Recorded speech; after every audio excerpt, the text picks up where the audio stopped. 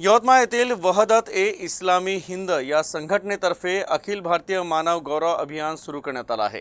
दरम्यान हजरत मोहम्मद पैगंबर यांच्या जयंतीच्या निमित्तानं त्यांच्या जीवनावर आधारित उद्बोधन कार्यक्रमाचं आयोजन करण्यात आलं आहे। ज्ञान, विज्ञान, तंत्रज्ञान आणि संशोधनाच्या आधारे भौतिक विकास साधत असताना मानवाचं जीवनाच्या प्रत्येक क्षेत्रात पतन होत आहे।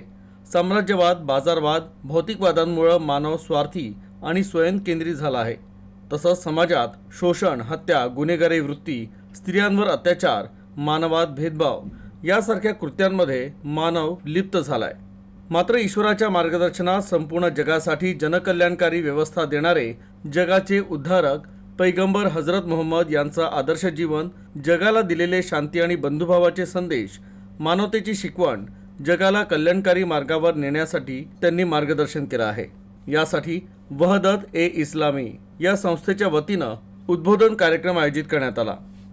तर यवतमाळचे निमंत्रक विभाग प्रभारी मोहम्मद निसार फारुकी, साजिद पटेल तसंच डॉक्टर शेख मुजीब, डॉक्टर खालिक, प्राध्यापक असरार खान, फसीमुल्ला खान, प्राध्यापक सलीम साजिद, गुड्डू साहिर, अख्तर साहिर, अशरफ खान यांच्या पुढाकारानं हा कार्यक्रम यशस्वीपणे पार पडला।